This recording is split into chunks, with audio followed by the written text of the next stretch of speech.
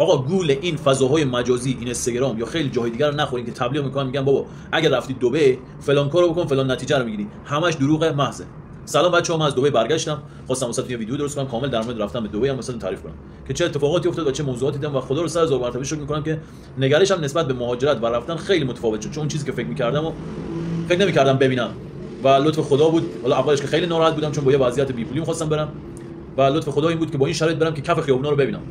اون چیزی که تو این فیلم‌ها نشون میدن بهتون تبلیغ میکنن میگن اگر می‌خوای بری دبی فلان کارو بکن، اینجا درآمد زیاده، اینجا پول زیاده، کار زیاده، اینا همه متفاوت از اون چیزاییه که واسهتون تعریف کنم. حالا اگه می‌خوای مهاجرت کنی، حالا چه دبی چه هر جای دیگه، اول از همه یه پیشنهاد براتون دارم قبل از اینکه شروع کنم به توضیح دادن. پیشنهاد من اینه به شما که حتما یه بلیت 7 روزه به هر کشوری که می‌خوای مهاجرت کنی بگیر. شمایی که بهانه میاری میگی آره من پول سفر اولیه‌اش ندارم، خیلی تورای هواپیمایی هستن که به صورت اقساط مبلغ خیلی کم میدی، بقیه به صورت اقساط بهت میدن و میتونی شما بگیری یه هفته بری، ارز نیمایی هم بهت میدن، ارز دولتی، حالا چند روزه که ارز زر گرونتر شده ولی بهت میدن، میتونی کارتو انجام بدی. ولی واسه سفر اول خیلی واجبه. چرا؟ چون زمانی که میخوای بری اون چیزی که واسه تعریف کردن تو اون چیزی که بری ببینی خیلی متفاوته. و دقیقاً من زندگی رو تجربه کردم تو 4 5 روز. زمانی که من اینجا تصمیم گرفتم برم دبی، دفتر هواپیمایی پیدا کردم به صورت اقساط 4 روز قرار بود ما رو ببره دبی. اومدم یه مبلغ خیلی کم دادم، بقیه‌اش چک دادم، بلیطو گرفتم، کارامو انجام دادم، پاسپورت از قبل آماده بود، مدرک کار آماده کردم، فرستادم دفتر هواپیمایی و بلیطو گرفتم رفتم. قبلش انقدر برای من تعریف می‌کردن گفتن آره وارد فرودگاه دبی بشی انقدر زیبایی و جذابیت هست که محو تماشای اون میشی. انقدر که ما گفتن دبی خوشگله بزرگ، آره خوشگله بزرگ، خیلی پیشرفته است، خیلی عالیه، خیلی درجه که این موضوعی که دارم میگم واسه کسایی مثل خودم که برای بار اول توی کشور غریب پشت میزنن. چون من طرز فکرم نسبت به این موضوع این بود که اگر زمانی من خواستم از ایران برم با عزت برم و توی شرایط بهتر برم، مسلما از ایران رفتن به این دلیل بود که مثلا میخوام برم یه موقعیت بهتر تجربه کنم، یه زندگی بهتر تجربه کنم، درآمد بیشتر رو تجربه کنم. خیلی عالی، مرتب، درجه خیلی خوب. گفتم باشه بس قدم اول اینه. الان کاسب اینجا ضعیفه، قدم اولم اینه که بلندشم برم چند روز ببینم. آقا ما از اینجا حرکت کردیم، رسیدیم فرودگاه و رفتیم دلارمون رو تحویل گرفتیم و پرواز زدیم و رسیدیم دبی، پیاده شدیم. یعنی همه بدو فقط میدویدن که برسن به اون مترو داخل فرودگاه. سوار شدیم دیدیم چی دیده نمیشه، این چی داره، این چی دیده نمیشه. یه اتاق و همه میدوان میرن به سمت خروج کردیم، رسیدیم سالن انتظار منتظر ون بودیم که به دنبالمون 2 ساعت که اونجا الاف شد. تمام آدما پاکستانی، آفریقایی، کره بیشتریاشون. اون لحظه فهمیدم ما ایرانی‌ها چقدر با ارزشیم، از لحاظ تیپی، از لحاظ شخصیتی، از لحاظ رفتاری. هر کیو میدیدی پاکستانی بود، انگلیسی می‌خواست صحبت کنه یا عربی می‌خواست صحبت کنه، کلا حالیت نمی‌شد. اگه یه نفر انگلیسی زبان باشه، کسی که یک ذره انگلیسی کار کرده باشه، تا حدودی متوجه میشه که داره چی میگه، تا حدودی میفهمه که داره چی میگه. ولی اینا لهجه داشتن، من که هیچ حالیم نشد. اینجا اینترنت رومینگ گرفتیم، رفتیم اونور گفتیم اینترنت داشته باشیم کارمون حل شه. اگه جایی هم گیر کنیم ترنسلیت داشته باشیم. ولی شرایط بعضی وقتا اون چیزی که تو می‌خوای فکر کنی نمیشه. پس باید آمادگی تغییر شرایط مهمو داشته باشی. ترنسلیت رو زدیم، اینترنت کلا نیومد، اینترنت آنتن داشتم ولی اینترنتی نداشتم. تو فرودگاه سیم کارت گرفتم. همه میگفتن آره وارد فرودگاه دبی شدی سیم کارت رایگان بهت میدن. مالیات که اصلا نداره، هیچ مالیاتی نداره. رفتم سیم کارت گرفتم و تا ماشین اومد دنبالمون رسیدیم هتل به استراحت خودمون خواستیم ادامه بدیم، گفت فقط داخل اتاقت وای فای داره. وای فای واسه کردیم اتاق 3 ستاره گرفتیم. اونجا فهمیدم که مهاجرت و تغییر چقدر سخته. اونم تغییری که با یه افکاری باشه که بیان داخل مغز، داخل ذهن، داخل رویاهات بسازن که تو از یه جای معمولی می‌خوای رشد کنی، یه پله بری بالاتر، یه جای بهتر. نمیدونستم که بابا تغییر کردن و حرکت کردن از یه جای معمولی به یه جای بزرگتر یه شرایط خاص خودشو داره. اون چیزی که تعریف می‌کنن تا اون چیزی که تو ببینی زمین تا آسمون متفاوته. چرا؟ اگر من بلیت پرواز میگرفتم، هتل 5 ستاره میگرفتم و تفریح میرفتم، مطمئنا هیچ وقت اینجوری چیزا نمی‌داشتم، چون پول داشتم میرفتم تفریح، انقدر وقتم پر می‌کردم که به دیدن کف خیابون دبی نمی‌رسید. ولی من کف خیابوناشو دیدم. من فهمیدم که تغییر کردن خیلی متفاوته. من فهمیدم که این ایران که میگن کار نیست، پول نیست، نمیدونم مشکلات هست، برق قطع میشه، هزار تا مشکل داره. من نمیگم بی مشکل، میگم مشکل داره. نمیگم جای دیگه خوب، نمیگم بد. ولی اینو میخوام بهت بگم با همه چالشاش، با همه مشکلاتش حداقل زبون طرف متوجه میشی. حالا زبونش متوجه نشی، اون چیزی که توی این فضای مجازی مثل اینستاگرام مثلا تبلیغ میکنن، توضیح میدن این بلاگرها، اون نیست. اگه به هوای اون داری میری نرو. این که میان میگن آره با پول پرایدت بیا اینجا نمیدونم الانترا بخر، با پول پرایدت بیا اینجا توییتا بخر. این نیست. بنزین گرونه. در هر درهم 30000 تومانه. شما هر چی بخوای بخری هزینه‌ات بالا. چرا؟ همونجا هم درآمد داشته باشی یا باید یه موقعیت خوب مالی داشته باشی که سطح مالیت بالا باشه، بتونی از پس هزینه‌ات بر بیای، مخصوصا 6 7 ماه 1 سال اولت. یا اینکه بعد چی توی موقعیتی بری کار کنی، جسارت نشه به دوستای عزیز پاکستانی بعد بری تو اون توالتای هتل رو تمیز کنی. رو دروایسی نداره اونجا. تو اون همه آدم که میرفتن ایرانی‌ها خدا شده گل سرسبد همه بودن. از زیبایی، از ادب، از محبت، از احترام، از همه چی. دبی مالیات نداره. شما هر کار اشتباهی کنی باید مالیات بدی، جریمه بدی. من پلیس ندیدم تو اون خیابونا، پلیس راهنمایی رانندگی ندیدم تو اون خیابونا، همه جا دوربینه. خط عابر پیاده رو رد کنی بعد جریمه بدی. اصلا مهم نیست که پیاده ای با ماشین با هر چی هست. پس اینو میخوام بهتون بگم بذار آگاهانه تصمیم بگیرید. آگاهانه تصمیم گرفتن به اینه که وقتی ما میخوایم از یه جایی حرکت کنیم ببینیم آیا ما تو اون سطح هستیم، چند بار سفر بریم ببینیم اصلا ما روحیه‌مون میگیره، افراد ایرانی من اونجا دیدم گریه می‌کردن، میگم ما تو فضای مجازی دیدیم. نگاه این حرف خیلی مهمه، خیلی خیلی مهمه. رفیق من، خواهر من، برادر من، کسی که تویی که انقدر رویا تو ذهنت ساختی، بعضی وقتا رویا فروشیه، رویا ساختن نیست. تویی که داری به یک سری مسائل واسه مهاجرت داری فکر می‌کنی، نظر آگاهانه باش. نمیگم نرو، اگه می‌خوای بری چند بار سفر برو، اونم توی هتل 3 ستاره مثلا، یه هاتسل بگیر، توی شرایطی برو که ببینی بپذیریش. طرف ایرانی بود گریه می‌کرد، خدا شده من کف خیابوناشو دیدم. میگم من توی فضای مجازی انقدر تبلیغ می‌کردن، گفتن آره بلند شو بیا اینجا درآمد زیاده، فلان زیاده، با پول ایران اینجا میتونی چی بخری. آره اون واسه فروشگاه خود دبی، واسه کسایی که اونجا زندگی می‌کنن یک سری چیزا ارزونه. شما اگه بخوای بری توی موقعیت بهتر، بخوای یه پله بری بالاتر، کلی هزینه‌ته.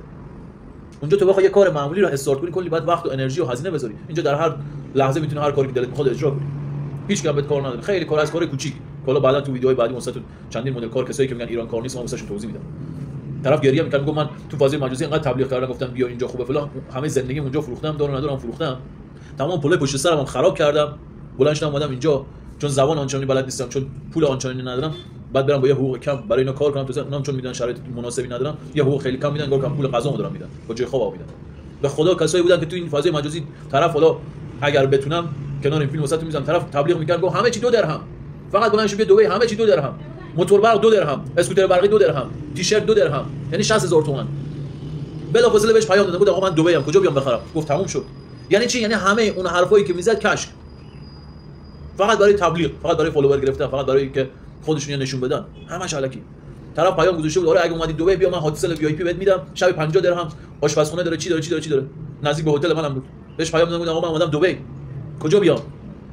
گفت برای چه کاری؟ گفتم میخوام بیام هتلتون رو ببینم، اگه بالاخره بعدا بخوام بیام یاد بگیرم. دیگه جوابم نداد. انقدر دختری هستن که از اینجا بلند میشن به عشق کار کردن برن اونجا، مجبورن تن فروشی کنن که پول داشته باشن. نمیگم آقا شرایط برای همه اینجوریه، نه، یک سری افراد هم هستن درآمد دارن، درآمد یوتیوبی دارن، درآمد جدا تو ایران دارن، خب با پولش میرن اونجا، هم یه کاری ران میکنن، هم درآمد دارن، هزینه‌هاشون رو پرداخت میکنن، بعد میرن جلو. ولی اگه دم نه، از زیر صفر بلند میشن میرن اونجا، از زیر صفر بری اسیری. حالا این بحثایی که دارم بهتون میگم خیلی میدونی خیلی حرف برای گفتن دارم. حتی من یه فیلمی هم درست کردم از اینکه برداشتن گفتن اگه اومدی دبی طلا بگیر ببر ایران بفروش، خرج سفرت در. فیلمش گرفتم که طلا اینجا 10 خورده بود، اونجا 11800 بود، 24 14 تومن بود، اونجا 14800 بود. کی گفته ارزونه؟ میگن اومدی اینجا زعفرون بیار، نمیدونم پسته بیار، چی بیار.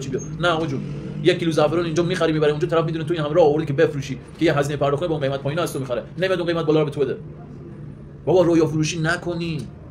اگه میخواین کاری رو انجام بدین از روی اصول انجام بدین، راهشو برین، چند بار برین بیاین. اصلا یک سری بلاگرها کارشون همینه که بلند یه بلیط بگیرن برن اونجا 4 تا جای دبی تعریف کنن، توضیح بدن، بگن خیلی آره جای خوشگل زیاد داره، خیلی خوشگله، خیلی عالیه، ولی باید یه کار، یه برنامه‌ریزی داشته باشی، باید یه درآمدی داشته باشی. طرف اومده بود فیلم گذاشته بود آره من دبی تو ایران که بودم بدبختی کشیدم، دردسر کشیدم، بی پولی کشیدم، مغازه مکانیکی داشتم، هر کی میومد در مغازه من نمیدونم حساب نسیه میذاشته، پول نمیداده، هزار تا مشکل داشته. الان اومدم دبی تعمیرگاه زدم، بنز تعمیر میکنم. رویای اینو داشتم که یه دونه فاکتور مثلا بنز تعمیر کنم، فاکتورش بالای 1 میلیارد بشه، حالا اسمش هم نمیخوام بیارم. یه جوری تعریف می‌کرد ما گفتیم اوه از زمین رسید به زمان.